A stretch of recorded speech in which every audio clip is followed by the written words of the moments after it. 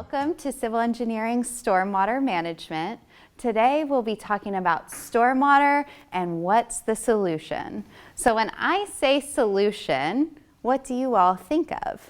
I think of like an answer to a math problem. That's right, a lot of us think that. Me too. Contact solution. Okay, and what is contact solution? Water and saline. Okay, sure. Anybody else? I think of like a Band-Aid. Yeah, like a Band-Aid or like a missing puzzle piece. So we're going to talk about all these sorts of solutions today. So after today's lesson, you should be able to define stormwater, understand the impact of our development on natural hydrology, and suggest solutions to responsibly manage our stormwater. And so I started by asking, what does solution mean to you? And I have a lot of the same answers. My first one is the solution to a math problem. 1 + 1 = 2. The next one is a solution, some sort of mixture of water and other agents. And then finally, the solution to a problem, like a Band-Aid to a cut or a missing puzzle piece. So I want to first start by hitting our objective on defining stormwater. What is stormwater? Well, a lot of us have already learned about the hydrologic cycle, right? Rain falls, it pools somewhere, it evaporates and condensates, and then it falls again. It's this beautiful, beautiful circle. But one thing that's not in there is stormwater. So what the heck is it? Well, when rain falls and it can't infiltrate the ground or it isn't evaporated, it runs over the surface before it gets to maybe one of our streams or rivers or lakes. So simply, if we're talking about surface water or water that we see when we're walking around outside, we have a simple math problem. And the solution to that problem is precipitation, like rainfall or snowfall, minus infiltration, the amount of water that can get into the ground, minus evaporation. And the solution to this is stormwater runoff. So precipitation minus infiltration minus evaporation equals stormwater runoff. Well, how much stormwater runoff is there? There's a lot of parameters in there. We have a certain amount of rainfall, but what is the infiltration? What is the evaporation? How do we plug this in and what can we get for our stormwater runoff?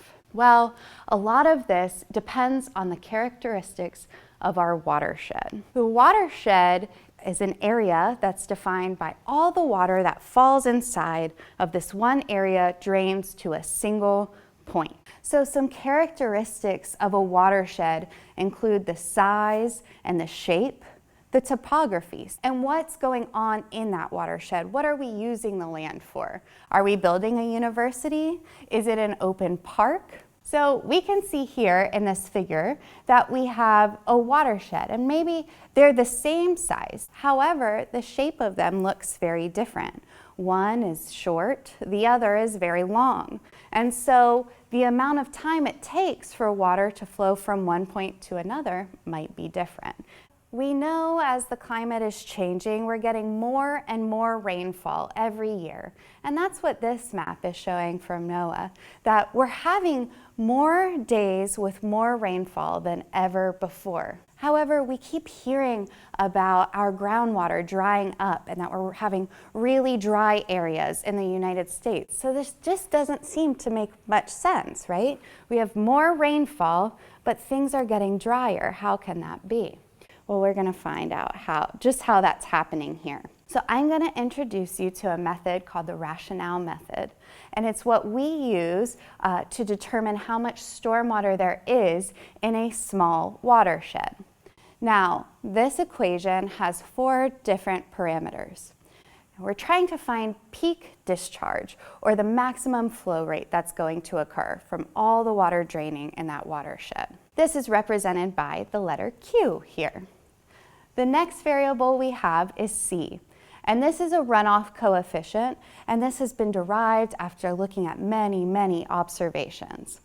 Now we'll see here that C we can find in a table. We find the description of our land use in the watershed, and then we're able to find our runoff coefficient. For example, if we have a park and a very open area with a lot of vegetation that the water can infiltrate, we have a lower runoff coefficient.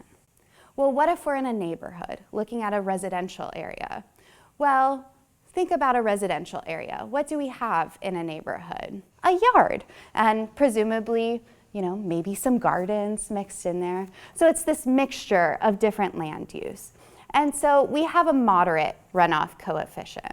Now, if we start thinking about a downtown area, we still have roads, we still have buildings, but we've eliminated a lot of those yards. And so there's more surfaces like roads and roofs that when the water falls on it, there's no place for it to go. It can't infiltrate, it's not reaching the ground. So our runoff coefficient is the highest on these areas. We also have the variable I, and this is the intensity of the rain. And then finally, we have our variable A, and this is the area of the watershed, so how many acres there are. Now, one thing I want to point out that if we think back to our basic math classes, Q equals the product of C, I, A. If our variable C increases, what's going to happen to our Q? It's going to also increase. So this is showing that if we have more surfaces, like our roads and our roofs that are impervious, then we are going to have higher peak flows, more runoff occurring. Now likewise, if C decreases, what will happen to our Q? It's going to also decrease. And so that's saying if we put in more areas like parks would have these beautiful natural vegetations or gardens that allow the water to infiltrate the ground, then our peak flows are going to be lower. So I asked you earlier, we have more rainfall, but things are getting drier. How could this be?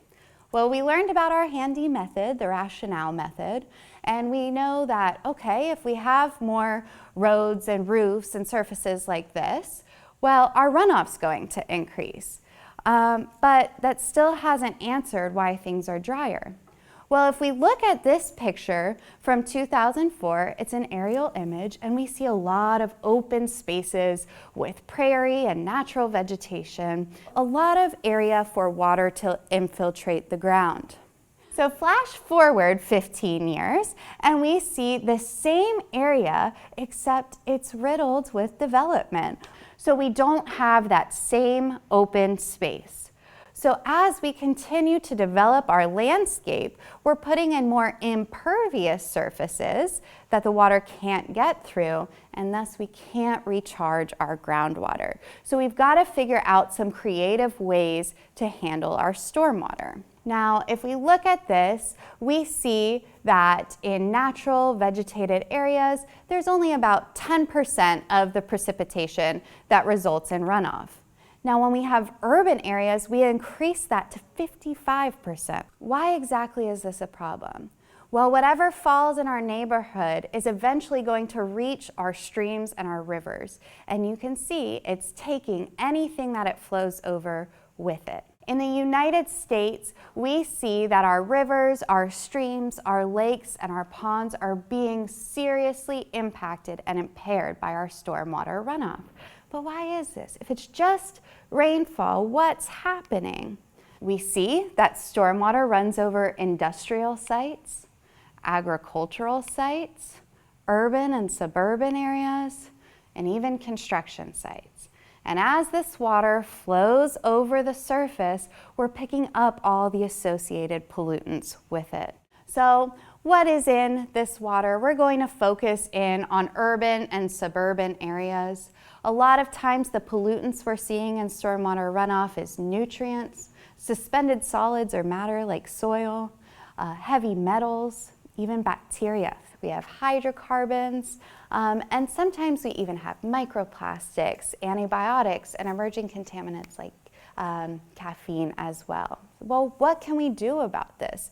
The rain is going to fall and it's going to wash over whatever we're doing. So what can we do to find a solution for this? Well, today we're going to talk a little bit about low impact development. You might also hear terms like green infrastructure or nature-based solution. And these are all terms that emulate each other.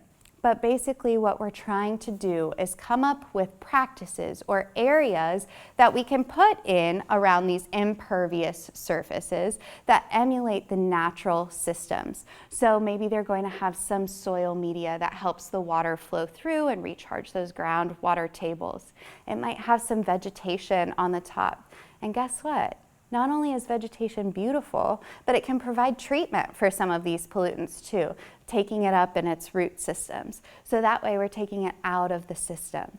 There's many different processes at play here, but we're able to get rid of some of those pollutants and also get that water back into the groundwater table. So there's many different benefits from this. We can filter out pollutants in the soil media. We're promoting infiltration. But we have to think about these regionally, and what's going to apply here in Oklahoma, what plants might grow here, might be different than what grows in Alabama or Washington. So these have to be designed with regional considerations in mind. So what if we put in some of these practices? And rather than all of that stormwater traditionally just going into a drain and draining into our beautiful streams, rivers, lakes, we're actually treating that water right there on site. We take the demand off our storm sewer systems, that they're not working as hard. This is lower cost for all of us. We're helping our nature heal and really putting the water back into its natural system. So with this in mind, I've taught you what stormwater is, how to understand the impact of our development on natural hydrology, and now maybe you can find your own solutions to how to manage stormwater.